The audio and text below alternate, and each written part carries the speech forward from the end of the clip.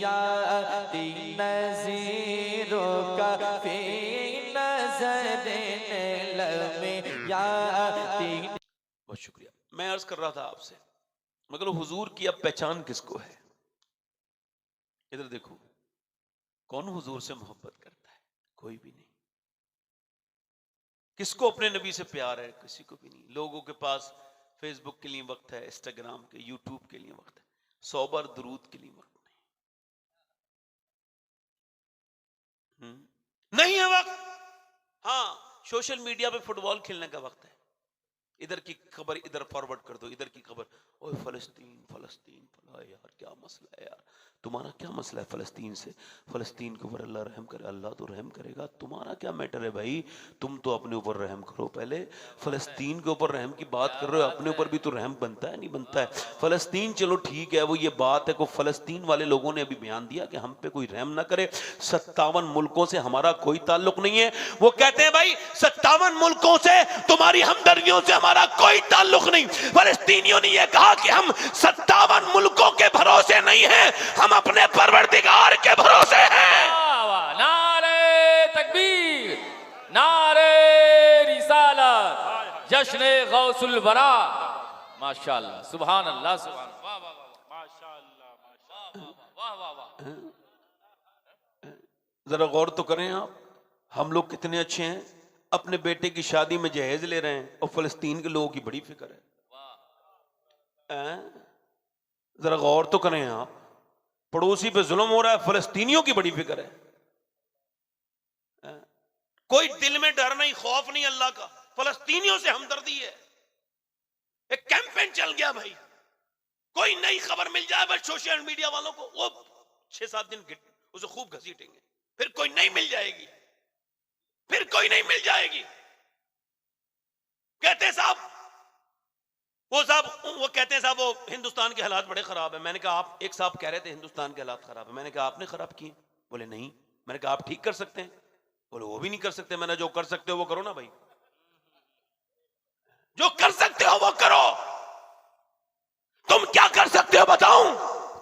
फलस्तीन के लिए रोना बंद करें मेरे भाई, आंखें खोले। नबी ने तुमको एक ऐसा तरीका दिया है, सिर्फ 10 दिन उस पर अमल कर ले पूरा हिंदुस्तान, उसके बाद देखे कि जब तुम ईद के दिन नमाज पढ़ते हो तो पूरी मुल्क की पुलिस परेशान, प्रशासन परेशान कि मुसलमान ईद के दिन नमाज के लिए निकलेंगे। तैयारी कई महीने पहले से होने लगती है। अरे एक दिन नमाज पढ़ते तो ये हाल है, अगर 5 वक्त पढ़ ली तो बोलो क्या हाल? हाय हाय हाय हाय हाय हाय, वाह वाह वाह वाह, नारे तकबीर, नारे रिसालत, अज़मत इस्लाम, पैगाम इस्लाम, मजहब इस्लाम, हजरत अल्लामा सैयद शवाहत मियां साहब क़िबला। माशाअल्लाह माशाअल्लाह, हाय हाय। एक यहूदी ने कहा था कि मुसलमान ये रोना रोते हैं, ये यहूदी ने कहा था कि मैं नहीं मानता मुसलमान बोले खतरे में। बोले इन्हें तो इनके नबी ने जो निजाम नमाज वाला दिया इतना मजबूत निजाम है। वो कहता है जिस दिन फजर के बराबर नमाजी, जिस दिन जुमे के बराबर नमाजी फजर की नमाज में जाने लगे, उस दिन मुसलमानों के हालात बदल जाएंगे। मुसलमानों के हालात, मुसलमानों के हालात बदल जाएंगे। अच्छा, मुसलमानों के हालात बदलेंगे तो तब जब वो कुछ सोचेंगे, इस बात को गौर करेंगे। अच्छा मेरी बात अर्ज कर दें, हुजूर अक़दस सल्लल्लाहु अलैहि वसल्लम की जिंदगी को अपनी जिंदगी में लेकर के आए। हुजूर की जिंदगी बेहतरीन नमूने अमल है। अच्छा जरा गौर करें आप, जरा थोड़ा सा अभी हल्का सा मैं आपको सामने हुजूर अल्लाह के रसूल सल्लल्लाहु अलैहि वसल्लम के बचपन की थोड़ी सी झलक, इस वजह से कि बरकत आपको मिल जाए। मेरी बहनें बैठी हैं, मेरे भाई बैठे हैं और सारे लोग बैठे हैं। मेरी बहनों के दिल में अगर कोई दुआ हो तो अल्लाह से मांग लें। अल्लाह हुजूर का जब मीलाद का जिक्र होता है तो दुआएं कबूल करता है। मैं हुजूर का मीलाद यानी सैयदा आमना का जिक्र कर रहा हूँ, सैयदा आमना की बात कर रहा हूँ। सैयदा आमना की मैं आपके सामने बात करने चला हूँ, जरा गौर करें। मेरी बात मेरी तरफ तवज्जो करें। वैसे तो आपका भी दिल है, मेरा भी दिल है, यहूदी का भी दिल है, नसरानी का भी दिल है, बुद्धिस्ट का भी दिल है, जैनी का भी दिल है। जरा गौर करें, पूरी दुनिया में सारे लोगों का दिल है, बगैर दिल के कोई है ही नहीं। मगर मेरा इमाम बरेली के आला हजरत किसी के दिल को दिल मानने के लिए तैयार नहीं। न यहूदी के दिल को दिल माने, न नसरानी बुद्धिस्ट और न जैनी के दिल को दिल माने, न मुसलमान के दिल को दिल माने।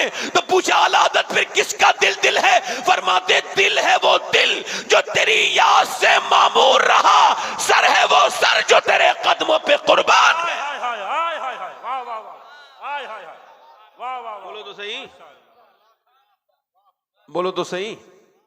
मैं कुछ नहीं कहूंगा, मेंबर से लोग उतर के जा रहे हैं, मैं क्यों कहूंगा भाई, हम मर्जी है ना, आप तशरीफ ले जाइए, काम होगा जाइए। मैं तो फारिग आदमी हूं, जरा जोर से बोले सुभान अल्लाह, दिल लगा के बोले। भाई मैं कैसे रोक सकता हूं बताओ, कोई मुझको राइट है इनको रोकने का? नाजिम है, निजामत करने वाले हैं, माशाल्लाह थक गए हैं, शुरू से बैठे। अगर ये नहीं जाएंगे ये बताइए तो आगे का काम कैसे चलेगा? आप मेरी तरफ तवज्जो करें, गौर करें, सुभान अल्लाह। दिल लग रहा है नहीं लग रहा है आपका? और दिल लगा के बोलो, हुजूर आने वाले हैं, जोर से बोलो, कौन आने वाले हैं बोलो। या एक बात बताओ, आप अपने दिल पे हाथ रख के बताना, आपने बड़े लोगों की बातें सुनी होंगी, मगर ये बताओ जब मेरे हुजूर की बात होती है जो दिल में ठंड पड़ती है, किसी और की बात से पड़ती है? मेरी बहनें इतनी तादाद में बैठी हैं, बड़े ध्यान से सुने, सैयदा आमना, जोर से बोले सुभान अल्लाह। मेरा इमाम कहता है सुबह तैबा में ही बढ़ता है बड़ा नूर का, ये कसीदा नूर का मतलब है। हालांकि इस पर एक साहब ने एतराज किया कि हुजूर तो मक्के में पैदा हुए, मगर आला ने फरमाया कि सुबह तैबा में ही बढ़ता है बड़ा नूर का, तो मैंने उस वक्त जवाब नहीं दे पाया। अब मेरे पास उसका जवाब है। यहूदियों की किताबों में लिखा था कि जब आखिरी नबी के आने का वक्त होगा तो सितारा चमकेगा, यहूदी उसको जो नोटिस करते थे और वो उसका इंतजार कर रहे थे। तो मक्के में यहूदी थे नहीं, मदीने में थे। तो मदीने में जब वो सितारा देखा गया तो यहूदी एक नीचे बोला, उतर के आया और बोला क्या किसी के यहां बच्चा पैदा होने वाला है? कहा नहीं, हमारे यहां तो किसी के यहां बच्चा पैदा होने वाला है। कहा अच्छा तो सुनो, फिर पूछो क्या मक्के में? तो पता लगा हाँ मक्के में बच्चा होने वाला है। अब्दुल मुत्तलिब के यहां पर उनका पोता तशरीफ लाने वाला है। कह लगे वो पोता सिर्फ नहीं है, वो सारे नबियों का सरदार है।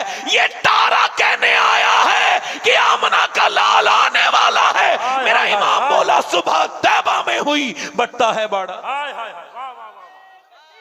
बढ़ता है बाड़ा, जल्दी बोलो, बढ़ता है बाड़ा, बढ़ता है बाड़ा, बढ़ता है बाड़ा नूर का, सदका लेने नूर का आया है तारा नूर का। अच्छा हुजूर की सरकार दो आलम सल्लल्लाहु अलैहि वसल्लम की जो दाई हैं उनका नाम है सैयदा शिफा, लेडी डॉक्टर जो है ना, वो कहती है शिफा अब्दुल रहमान इब्ने औफ की वालदा कहती है बच्चा जब पैदा होता है तो पहले गंदगी बाहर आती है, गंद बाहर आती है, वो 9 महीने की रुकी हुई गंदगी माँ की बाहर आती है। फिर जब बच्चा बाहर आता है तो गंदगी बदबू आती है, और बदबू के बाद बच्चे की नाफ काटी जाती है, उसके चेहरे पे बाल होते हैं, उनको जो छुटाया जाता है, साफ किया जाता है, नहलाया जाता है। इतने प्रोसेस के बाद मां की गोद में दिया जाता है। वो कहती है मैं जब आमना के घर गई और मैंने कहा तुम्हारे घर चिराग नहीं जला, तो उनका मेरे घर में मेरा शौहर नहीं है और तेल नहीं है मेरे पास। क्या अब जरा गौर करो, अल्लाह को ये कैसे, मेरे रब की रहमत कैसे गवारा करेगी हुजूर तशरीफ लाएं और अंधेरे में तशरीफ लाएं, चिराग में तेल ही तो नहीं है। मगर वो शिफा कहती है जैसे ही मैं उनके घर में गई और नबी के आने का वक्त हुआ तो जब और बच्चे आते थे मां के पेट से बाहर तो पहले बदबू आती थी गंदगी, मगर जब नबी आने वाले थे तो पूरे कमरे में इत्र से भी ज्यादा खुशबू फैल गई, मुश्क जाफरान मुश्क से ज्यादा खुशबू फैल गई। मैं जब वो तशरीफ लाए तो ऐसा उजाला मैंने देखा, ऐसा जिंदगी में कभी उजाला नहीं देखा।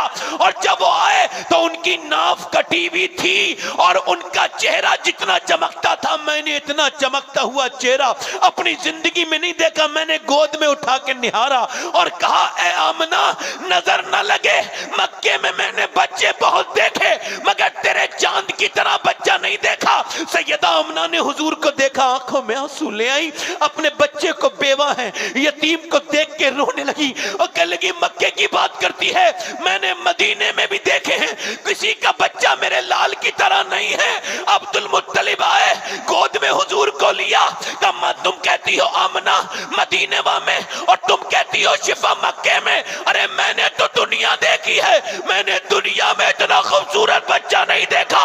मेरा इमाम बोला यही बोले सिदरा वाले, चमने जहां के थाले सभी मैंने छान डाले, तेरे पाए का न पाया, तुझे यक ने यक बनाया। नारे तकबीर, तुझे यक ने यक, जल्दी बोलो, तुझे यक ने यक बनाया। अच्छा हुजूर शिफा कहती मैंने हुजूर को लिटाल दिया और लिटालने के बाद ना हुजूर ने करबट बदली, जोर से बोलो सुभान अल्लाह। अच्छा फिर ऐसा नहीं कि हुजूर पट पड़ गए हो, नहीं पट नहीं पड़े हुजूर ने दोनों हाथ से को टेका, अपनी मुबारक नाक लगाई और अपनी पेशानी लगाई और सजदा करने लगे।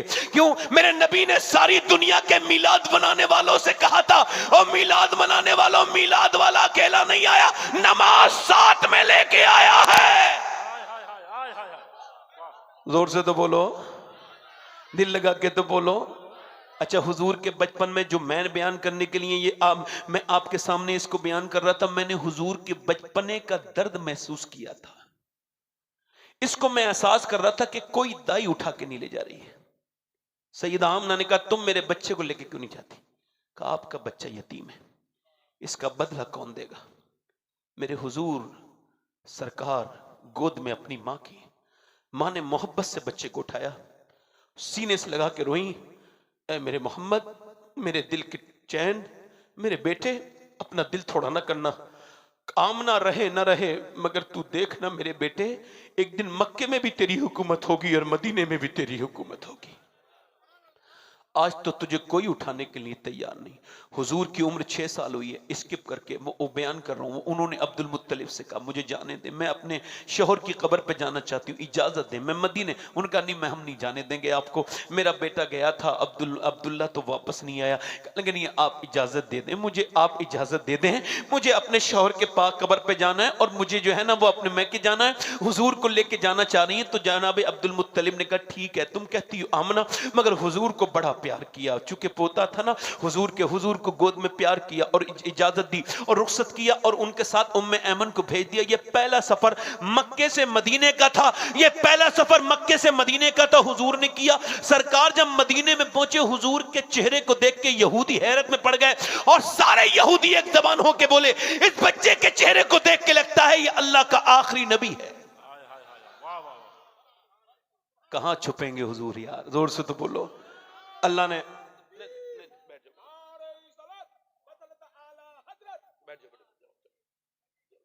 अब आना नहीं भाई, आ जाओ, बैठ जाओ बेटे, तरफ मुझे बात करने दो।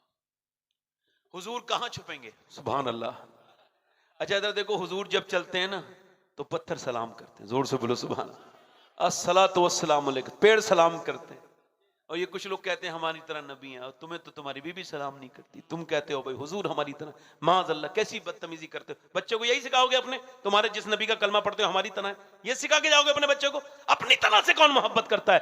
अपने से आला से मोहब्बत करता है, अपने से बड़े से मोहब्बत करता है। और तुम्हारी तो औकात क्या है?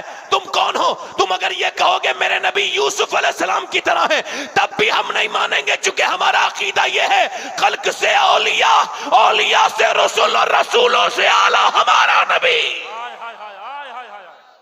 जोर से बोलो जरा, दिल लगा के बोलो जरा। रात में तकरीर करना बड़ा मुश्किल है, मगर फिर भी जोर से बोले सुभान अल्लाह। अल्लाह चाहे तो कुछ भी मुश्किल नहीं, जोर से बोले सुभान अल्लाह, दिल लगा के बोले।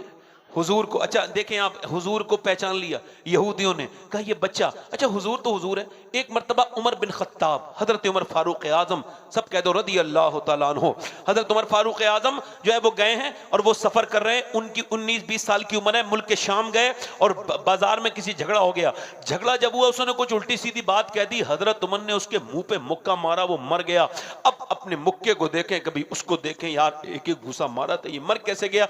मगर फिर हजरत उमर को वहां से फरार करना पड़ा, भागना पड़ा, चूंकि लोग पीछे आ रहे थे, मगर कौन उमर को पकड़ता? हजरत उमर की फुर्ती लाजवाब। आप दौड़े दौड़े दौड़े दौड़े, आपने जो है जल्दबाजी में आप एक गिरजा के अंदर घुस गए। गिरजा का पादरी बड़ा काबिल आदमी था, उसने जाने दिया, बताया भी नहीं किसी को। वो लोग आए, कहने लगे इधर किसी को आते देखा, एक अरबी कत्ल करके भागा है, उधर आपने देखा उसको? कहा हमने तो नहीं देखा। उसने बचा दिया। फिर हजरत उमर के पास जाके बोला, मेरा इल्म कहता है कि तेरा नाम उमर है और तुम मक्के का रहने वाला है। हजरत उमर ने कहा हाँ मक्के का रहने वाला हूं। क्या क्या किसी ने तुम्हारे मक्के में नबी होने का दावा किया कि नहीं? क्या करेंगे, और तुम उनके वजीर बनोगे और तुम दुनिया में, आधी दुनिया पे हुकूमत करोगे।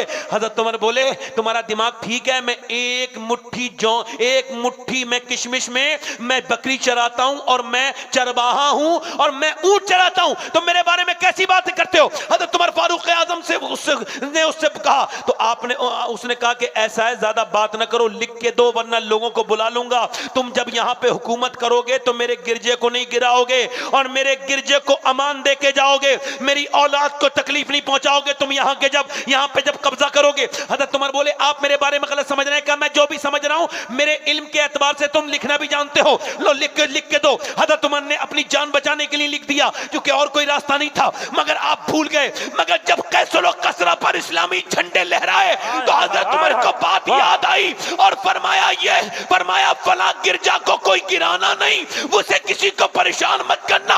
उमर ने उन्हें अमान दे दी है। कहा हुजूर आप तो वहां कभी गए नहीं। फरमाने लगे जब तक बिके न थे तो कोई पूछता न था, तुमने हमें खरीद कर अनमोल नारे तकबीर, नारे रिसालत, पैगाम तुमने इस्लाम। हमें खरीद कर, ये हाल है उनके गुलामों का। सरकार का आलम, ये उमर की शान है। मगर सुनो, हुजूर की अम्मी हुजूर को अपने बेटे को अपने साथ लेके गई अपने शौहर की कब्र पे। एक बेवा औरत अपने शौहर की कब्र पे जब जाएगी तो उसकी फीलिंग क्या हो सकती है, ये एक बेवा औरत बताएगी। मेरे पास तो अल्फाज नहीं, मगर वो गई हैं और उन्होंने हुजूर को लेके अपने शौहर की कब्र पे और कहा है ए मेरे अब्दुल्ला, अल्लाह ने बड़ा हसीन बनाया था, आप बड़े खूबसूरत हैं, मगर काश आप देख पाते कि जितना हसीन आपका बच्चा है इतना किसी का बच्चा हसीन नहीं है। काश अपने यतीम को आप देख पाते कि जैसा आपका बेटा हसीन है। और आप अब्दुल्ला काश देखते कि मक्के में आपके बेटे की तरह किसी का बेटा नहीं। फिर हुजूर के सर पे हाथ रखा। 6 साल के हुजूर को लेके चली, चूंकि बातें चल रही थी। रास्ते में उमर ज्यादा उनकी जिंदगी नहीं थी। अल्लाह की मर्जी यही थी, वो रास्ते में अव्वा के मकाम पे लेट गई। मैंने अव्वा का मकाम देखा है। मैं अपनी बात कर रहा हूं, मैंने काबा कितनी बार देखा है मुझे याद नहीं, कितनी मरतबा काबे का तवाफ किया मुझे कुछ खबर नहीं, मगर मुझे जो लुत्फ सैयदा आमना की कब्र पर आया आज तक मुझे वो कहीं नहीं मिला। वो काबे में भी वो लुत्फ नहीं मिला। मुझे हुजूर की अम्मी याद आती थी, हुजूर का बचपन। मैंने वो तकरीर जो यहाँ कर रहा हूँ वहाँ भी खड़े होके की थी कि हुजूर की अम्मी लेट गई थी, गर्म तपती हुई रेत है और लेट गई। उम्मे अमन ने कहा मैं चादर बिछाऊं? कि चादर का वक्त तो नहीं, मेरे बेटे को लाओ।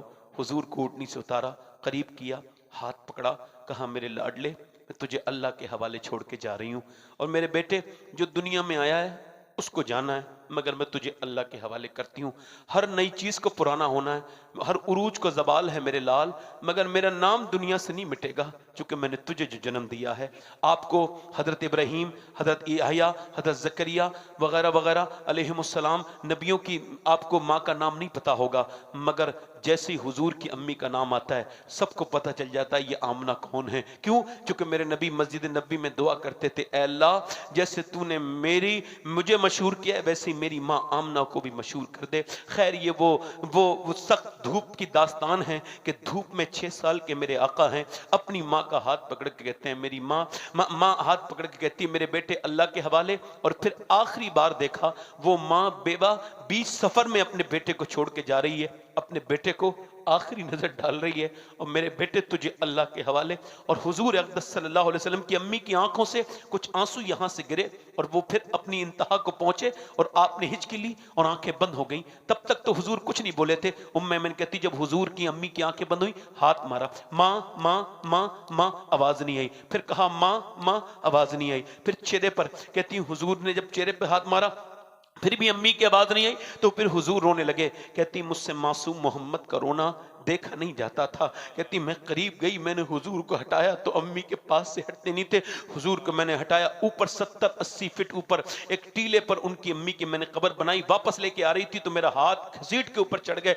मैंने जाके देखा तो हुजूर अपनी माँ की कब्र के पत्थर से चिपटे हुए थे और हुजूर क्या कहते थे, ऐ मेरी माँ आमना मुझे छोड़ के आप चली गई, हालांकि आपको पता है कि आपके अलावा मक्के में मेरा कोई नहीं था। अच्छा जब कोई बच्चा यतीम होता है उसकी फूफी होती है, उसकी चाची होती है, उसकी ताई होती है, उसकी खाला होती है, मगर ये मेरे हुजूर की बचपन है कि जहां यतीम हुए न फूफी है न ताई है न खाला है। मेरे नबी अपनी माँ की कब्र के पत्थर से चिपट के रोते हैं। अल्लाह अकबर। हजरत सैयदना उमर फारूक आजम फरमाते हैं 70,000 सहाबा के साथ तकरीबन मक्के से मदीने का सफर कर मदीने से मक्के में हज के लिए जा रहे थे। हुजूर एक टीले के ऊपर चढ़े, दोनों पांव ऊपर रखे और अपने पांव के अंदर अपना सर रखा और हुजूर रोने लगे। कहते हैं मैं करीब गया, सारे सहाबा रो रहे हैं, हुजूर आपका रोना, हुजूर आपके सहाबा सब रोते हैं, क्यों रोते हैं? उमर अपनी जान दे देगा, आपकी आंखों में आंसू नहीं आने देगा, क्यों रोते हैं? हुजूर ने चेहरा उठाया, आंखें सूजी हुई थी, पर मैं देखता नहीं मेरी माँ आमना की कब्र आ गई है। उमर, मैं जब यहाँ पे 6 साल का था, जब मेरी माँ यहाँ मुझे छोड़ के गई थी, आज 61 साल की उम्र में मेरे नबी अपनी माँ की कब्र के करीब बैठ के रो रहे हैं। एक साहब की अम्मी का इंतकाल हुआ, तो उन्होंने मुझे फोन किया, उसके बच्चों ने कहा अब्बा को समझाइए, वो 60 साल के लोग आदमी रो रहे थे। मैंने पूछा आप भाईजान क्यों रोते हैं? आपकी अम्मी तो माशाल्लाह कभी बुजुर्ग थी और आप खुद बुजुर्ग हैं, पोते पोती वाले। कह लेंगे सब हैं सैयद साहब, घर में चाचा फूफा खाला दादा कहने वाला, मगर वो जो माँ कह के बेटा कह के पुकारती थी वो चली गई, वो जो सर पे हाथ रख दिया करती थी वो चली गई। मेरे नबी पाक सल्लल्लाहु अलैहि वसल्लम ने फरमाया उमर देखते नहीं मेरी माँ आमना की कब्र आ गई है। मक्का फतेह हुआ, हुजूर की आंखों में आंसू, काला इमामा बना हुआ। हजरत अबू बकर आगे बढ़े, या रसूल अल्लाह आज मक्के की फतेह का दिन है, आज क्यों रोते हैं? फरमाया देख वो जबली अबी कुबैस के नीचे मेरी माँ आमना का घर है।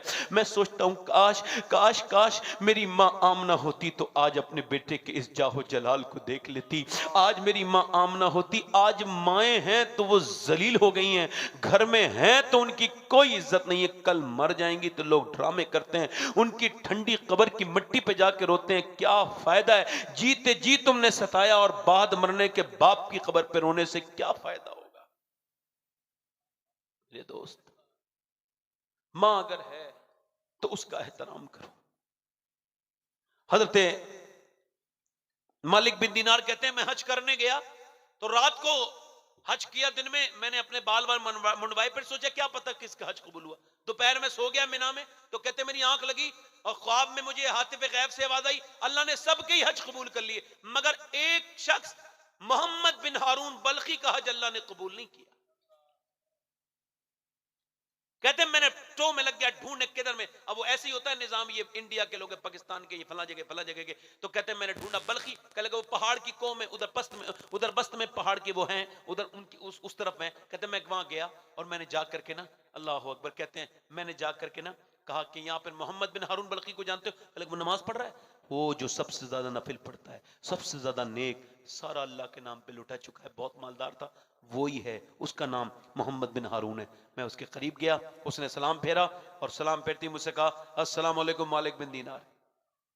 मैंने कहा आप मुझे जानते हो? कहा मैं तो ये भी जानता हूं कि तुम क्यों आए हो। कहा क्यों आया हूं? कहा इस वजह से आया हो कि मेरा हज कबूल नहीं हुआ, ये बताने।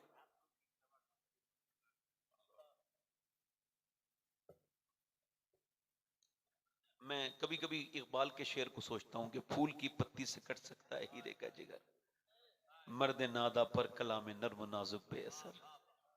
कभी कभी सोचता हूं, मैं हर बार रोज तो नहीं। भाई तवज्जो करो, वो क्या लगा तो आप मुझे बताने आए हो ना मेरा हज कबूल नहीं हुआ। कहा तुमको कैसे पता? कहा 24 साल हो गए मुझे, 24वां हज किया है।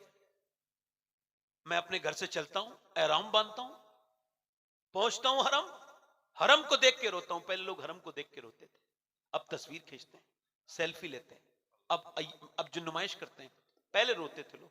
कहता मैं पहुंचता हूं हरम में, रोता हूं काबे को देख के, खूब कहां आ गया, हैरत से खुद को कभी देखता हूं और देखता हूं कभी मैं हरम को, लाया कहां मुझको मेरा मुकद्दर। अल्लाह अकबर अल्लाह अकबर।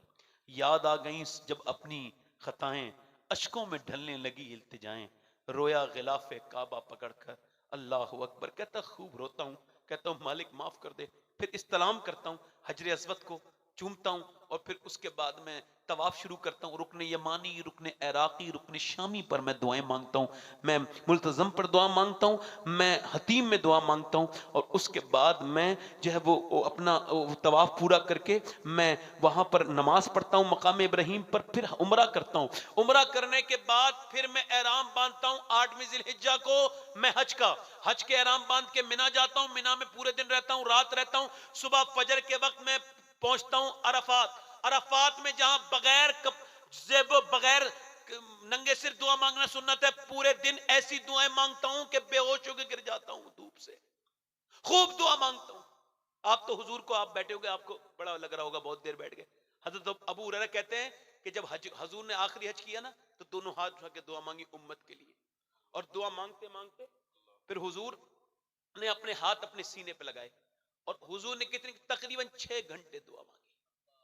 धूप में ऐसे करके अपने हाथ इससे लगा लिए रोते रोते, और उस उम्मत के लिए दुआ मांग। तो वो कहता है मैं अरफात में दुआ मांगता हूं, फिर मैं वहां से शाम में मुजदलिफा जाता हूं, मगरिब और इशा मिला के पढ़ता हूं, फिर पूरी रात खुले आसमान में रहता हूं, फिर उसके बाद मिना चला जाता हूं, मिना से रमी करने जाता हूं, जमरात पर कंकरी मारता हूं शैतान के कंकरी मारने के बाद फिर मैं काबे जाता हूं, काबे का तवाफ करता हूं, सही करता हूं, सही करने के बाद आकर के कुर्बानी करके बाल मुंडवाता हूं, और जब मैं नमाज पढ़ रहा होता हूं कपड़े पहन के तो नफिल, तो कोई अल्लाह का वली आता है, कहता है तेरा हज कबूल नहीं हुआ। क्यों? का मैं अपनी मां का गुस्ताख हूं, मेरी मां नाराज होकर मर गई मुझसे। क्या हुआ था कि मैं शराब पीता था, दोस्तों में बिगड़ गया था, शराब पी के रमजान के महीने में अम्मी के पास आया, रोटी बना रही थी बैठ के तंदूर पे, मैंने कहा अम्मी भूख लगी है कुछ दे दे। उसने पलट के मुझसे कहा शर्म नहीं आती तुझे, रमजान में शराब पीता है, रोजा नहीं रखता है और रोजेदारों को परेशान करने के लिए आता है। कहते मुझे गुस्सा आ गया, तैश आ गया, मैंने अपनी मां के जोर से जन्नाटेदार हाथ मारा।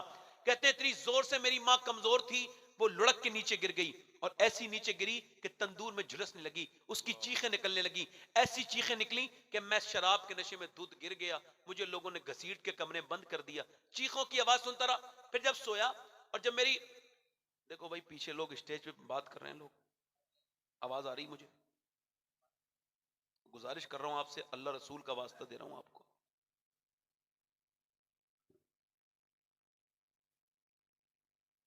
ठीक है इंशाल्लाह फिर तकरीर होगी कभी। अल्लाह ताला आपको सलामत रखे, बाकरामत रखे। अस्तगफिरुल्लाह रब्बी मिन कुल्लि ज़म्बिन व अतूबु इलैहि, ला इलाहा इल्लल्लाह।